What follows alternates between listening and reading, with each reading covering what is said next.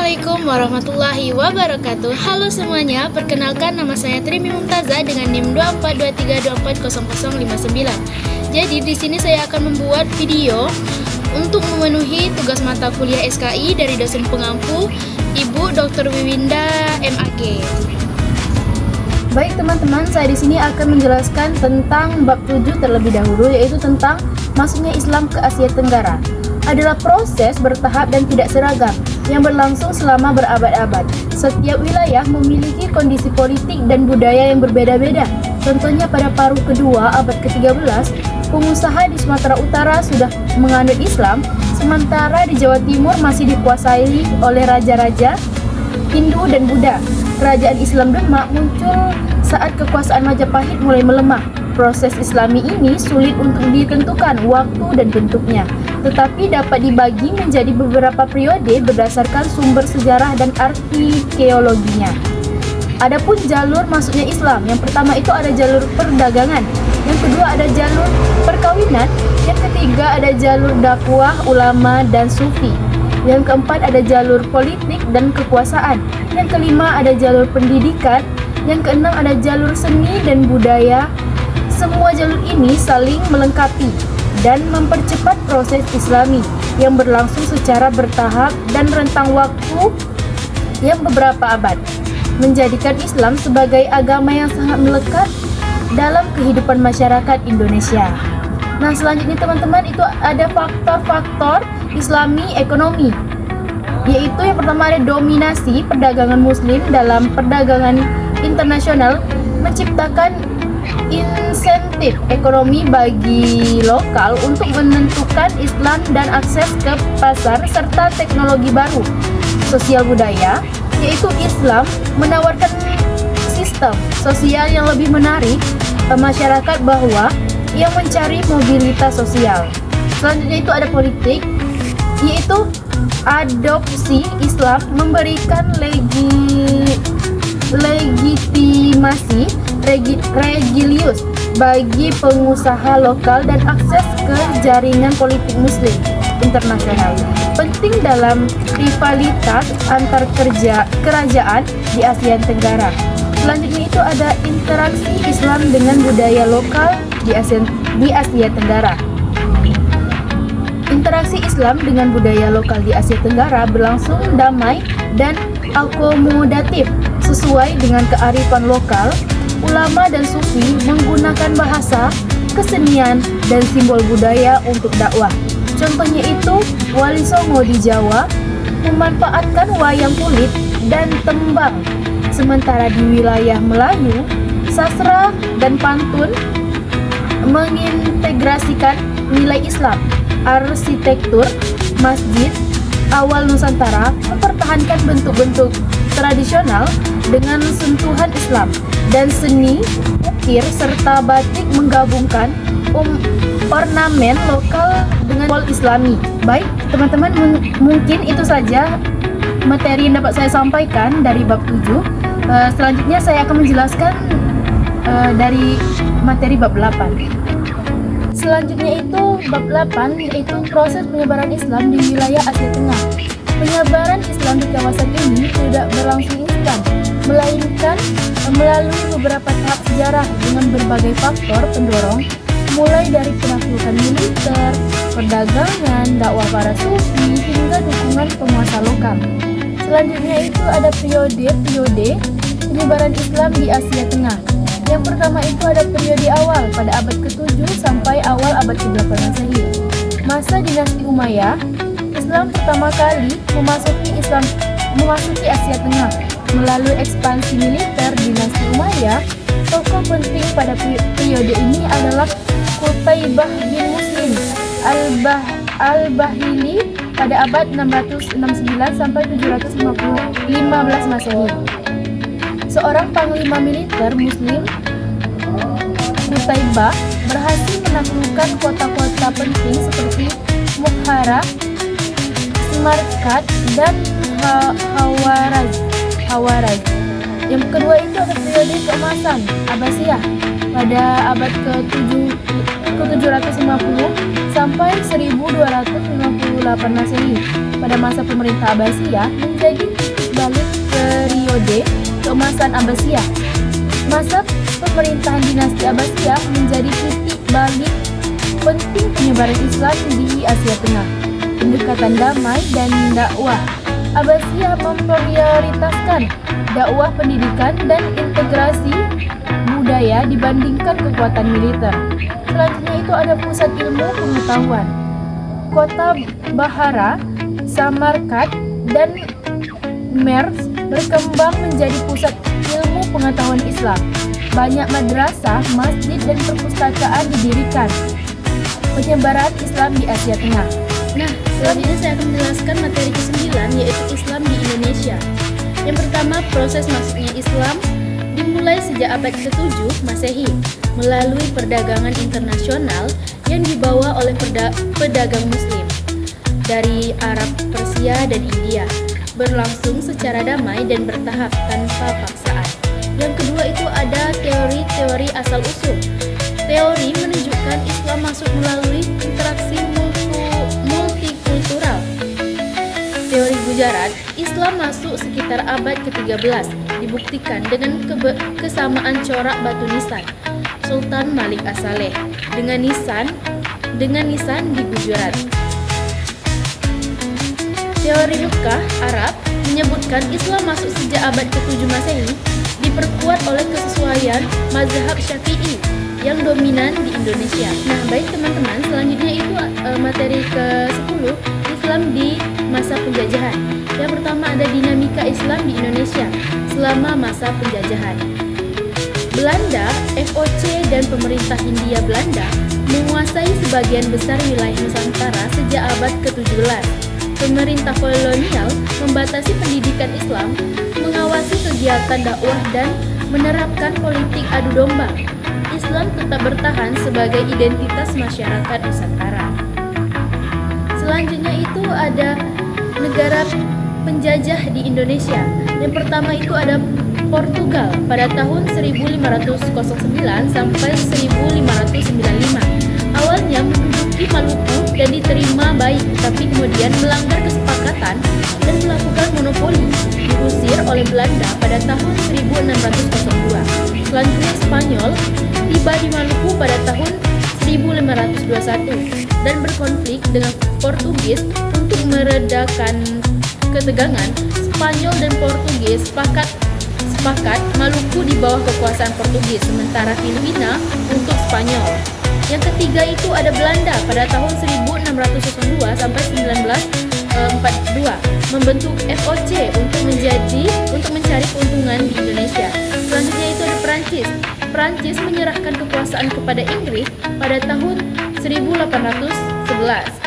Yang kelima itu ada Inggris, dipimpin oleh Thomas Stamford Raffles, menghapus monopoli perdagangan, sistem kulturstase, dan politik budayaan. Selanjutnya itu Jepang, menyebarkan propaganda untuk mendapatkan dukungan dari bangsa Indonesia, menerapkan program kerja paksa atau Romusha. Mungkin itu saja penjelasan dari saya tentang materi ke-10. Selanjutnya saya akan menjelaskan materi yang ke-11, yaitu peran Islam pasca kemerdekaan Indonesia. Peran Islam pasca kemerdekaan Indonesia pada tahun 1945 sangat signifikan dalam 3 bidang utama: pemerintah, pendidikan, dan politik, terutama melalui kontribusi ulama dan organisasi massa Islam Ormas. Yang pertama itu ada peran pemerintah dalam pengembangan Islam. Pemerintah menunjukkan komitmen serius terhadap Islam dengan membentuk Kementerian Agama pada tahun 1945. Kementerian Agama mengelola urusan agama, haji, dan mengimplementasikan pendidikan agama di sekolah-sekolah. Selanjutnya itu ada peran ulama dan pengembangan pendidikan. Islam berperan penting dalam menciptakan kurikulum yang relevan. Terjadi transformasi pesantren menjadi madrasah yang menggabungkan pengetahuan agama dengan mata pencarian umum atau fisik yang sering disebut dengan fisika, matematika, bahasa Indonesia. Selanjutnya ulama berhasil memperjuangkan agar pendidikan agama menjadi mata pencaharian wajib di sekolah-sekolah. Peran ini disahkan dalam kebijakan nasional melalui Undang-Undang Nomor 4 Tahun 1950 tentang Pendidikan dan Pengajaran. Yang ketiga itu ada peran politik umat Islam. Partai Masyumi didirikan pada tahun 7-8 November 1945 untuk menampung aspirasi politik umat Islam. Masyumi berperan dalam diplomasi dan perlawanan fisik selama mempertahankan kemerdekaan, termasuk menggerakkan pasukan Sabilillah dan Hizbullah. Partai ini aktif parlemen dan pemerintah sebelum akhirnya dibubarkan oleh Presiden Soekarno pada tahun 1960. Selanjutnya ada politik atau sosial. Konsisten bergerak di ranah dakwah dan tajdid atau pencerahan dan tidak bertransformasi menjadi partai politik.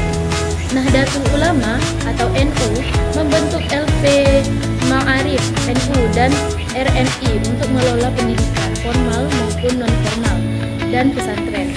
Pembinaan sekitar 12.092 lembaga pendidikan dan memiliki 179 unit perguruan tinggi NU. Politik sosial menganut paham ahlu sunnah wal jamaah. Strategi penggerakannya didasarkan pada 3 pilar. Yang pertama moderat, tasawuf, yang kedua keseimbangan, tawazun, dan yang terakhir ada ta'adul dan toleransi tawamu. Secara keseluruhan, Islam tidak hanya menjadi agama mayoritas, tetapi juga kekuatan moral dan budaya yang fundamental, memperkuat persatuan dan kesatuan bangsa berdasarkan Pancasila. Baik, mungkin itu saja materi yang dapat saya sampaikan. Selanjutnya ke materi 12. Baik, teman-teman, selanjutnya materi ke-12 yaitu Islam kontemporer di Indonesia. Yang pertama ada tantangan Islam kontemporer di Indonesia. Polarisasi politik berbasis agama dimanfaatkan untuk kepentingan politik, memicu perpecahan sosial. Media sosial memperparah polarisasi. Contohnya Pilkada DKI Jakarta 2017. Penguatan literasi politik beretika, keterlibatan tokoh agama dan persatuan regulasi yang melarang eksploitasi agama dalam kampanye. Disinformasi dan hoaks keagamaan. Kemajuan teknologi mempermudah penyebaran hoaks yang dapat menimbulkan konflik. Contohnya, fitnah terhadap tokoh agama, klaim palsu, larangan ibadah. Solusi yang kita bisa manfaatkan itu penguatan literasi digital, keagamaan, dakwah dan berbasis media sosial yang sejuk, respon cepat, lembaga keagamaan resmi untuk klarifikasi. Selanjutnya itu ada kesenjangan ekonomi syariah. Berpotensi ekonomi syariah belum terrealisasi maksimal. Contohnya pangsa pasar perbankan syariah masih di bawah 10%. Solusinya kurangnya literasi keuangan syariah, keterbatasan inovasi produk, minimnya akses keuangan syariah di daerah terpencil. Selanjutnya itu ada peluang Islam kontemporer di Indonesia. Peran Ormas Islam, NU dan Muhammadiyah memperkuat literasi keagamaan, pendidikan karakter, dan pemberdayaan sosial ekonomi umat. Solusi yang dapat kita berikan ialah dengan basis massa yang luas, NU dan Muhammadiyah dapat memainkan peran sebagai mitra strategis pemerintahan dalam menjaga harmoni sosial, melawan radikalisme, serta mendorong pengembangan ekonomi syariah. Selanjutnya itu ada moderasi beragama. Program moderasi beragama menghadirkan Islam yang damai dan inklusif sosial. Indonesia berpeluang menjadi model dunia tentang bagaimana Islam dapat berdampingan dengan demokrasi, pluralisme, dan hak asasi manusia. Selanjutnya itu ada ekonomi syariah dan industri halal. Digitalisasi mempercepat pengembangan ekonomi syariah. Solusinya yaitu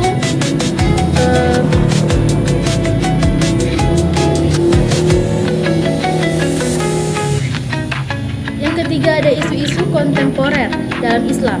Yang pertama, radikalisme dalam Islam, yaitu pahala agama sempit, fanatik, dan ekstrem.